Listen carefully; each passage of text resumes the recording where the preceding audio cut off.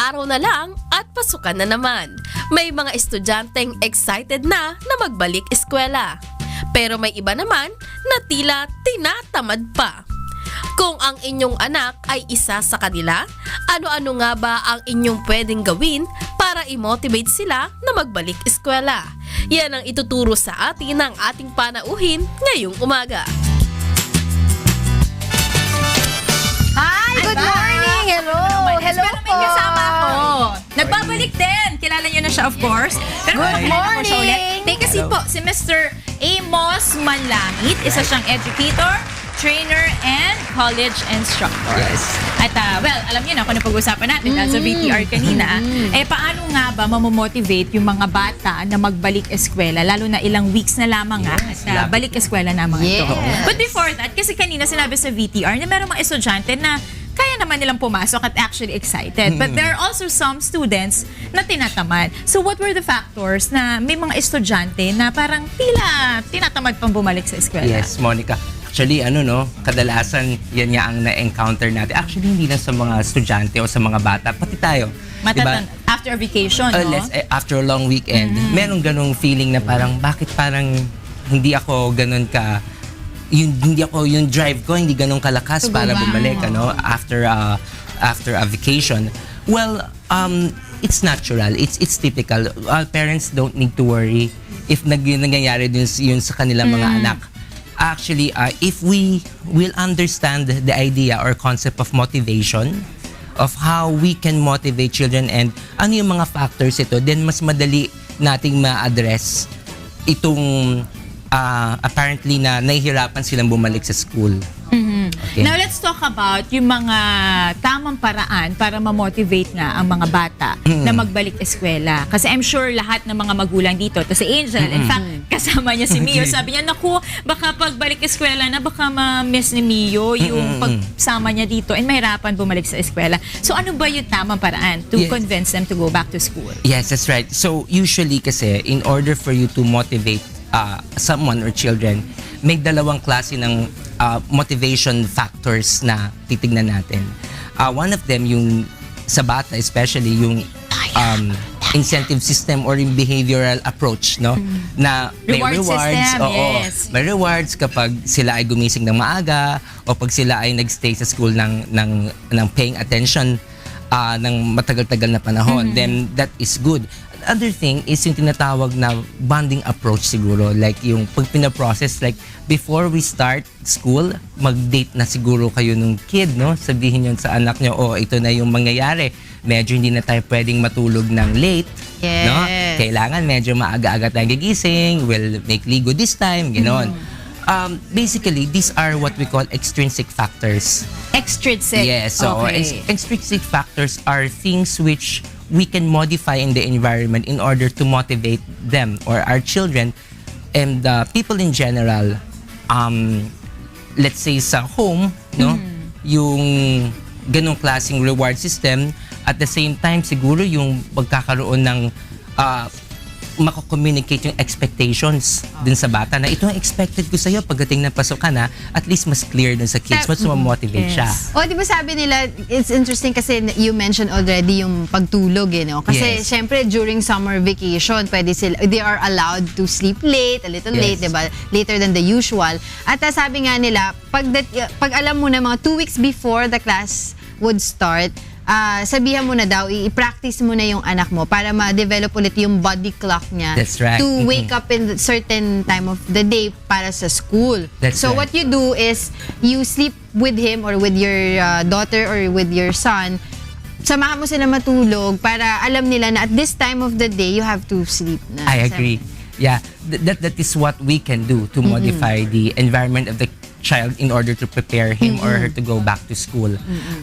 But may isa pa kasing factor yung tinatawag yung attitude ng kid, no? And this is an intrinsic factor. These are things which are within the child or within a person in general, kung saan hindi wala tayong masyadong may intervene dyan dahil it's all about my own drive, my own aspirations, my own goals in life. Kumbaga para self-motivation na to. Self-motivation siya. Coming from the child, himself or herself. Yes, pero that's dito, right. sir, kasi like yung extrinsic, parang feeling ko it's easier kasi very clear na pag ginawa mo to, you get something. Pero yung intrinsic, dapat coming from the child eh. That's Hindi right. ba mas mahirap yon? So how do you instill to the person, to the child lalo na magkaroon siya ng self-motivation, I wanna go back to school? Yes, it's actually fundamental yung intrinsic motivation, and dinadala na yan ng isang tao hanggang sa pagtanda niya. There is a certain model which psychologists use. It's called the Abraham Maslow's hierarchy of needs, no?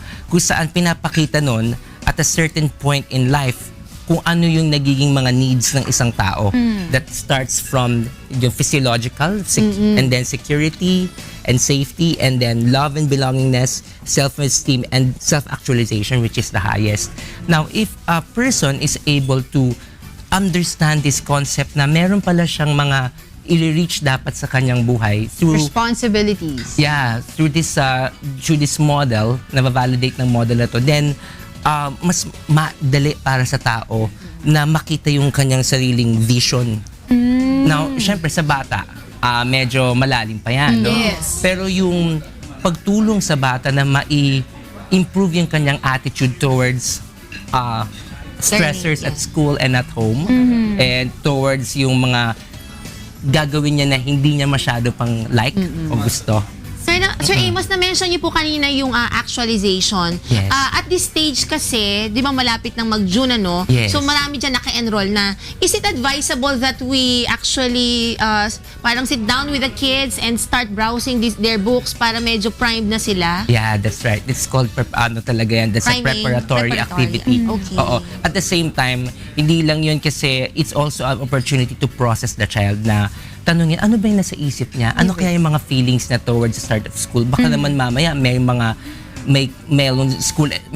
bagay sa school environment na natatakot siya o na-intimidate siya. Baka may nambubuli. Diba? Hindi natin malalaman na hindi sinasabi. Kaya yung pag-bonding sa kanila at pagtulong sa kanila mag-prepare will allow you to see something within themselves and Meron their pa daw hearts and trick, minds. Sir Amos Before the school starts, you invite the classmates for a play date para magkaroon ng yung mamimiss nila. Pag natapos, para mayroon silang parang looking forward sila to go back to school kasi di ba Makikita nila yun. na-refresh ulit yung mga classmates Yes. nila. And And- then yun daw yung isa sa mga magandang trick na Yes, ginagawa and ng mga parents. And I surveyed it before this day. I surveyed it with the children. It turns out yung mga friendships pala talaga nila are what really drives them Yes. to No, go to exactly. school. Oo. Diba? Based on both- experience din natin, alam Yes, natin yan, that's Sir right. Amos, Oo. diba? And that addresses both the extrinsic and intrinsic sides kasi syempre may social support, may relationship sila na build. So, I think this is where the teacher Yes. comes in. Na gawing challenging at gawing conducive environment for children to build relationships with Yes. each other. That will motivate the children to go to Siguro school. ang pwede na lang gawin ng mga magulang in particular, no, i-gradual introduce na nila dun sa mga bata yung muling pagbabalik sa eskwela. And you can be creative eh. Maraming paraan para sila ay ma-motivate muli.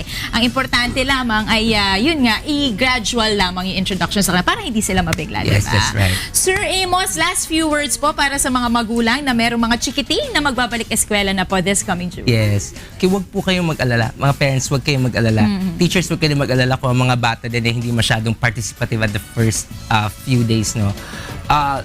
And there is no quick fix approach when it comes to letting them follow and letting them comply with going back to routines.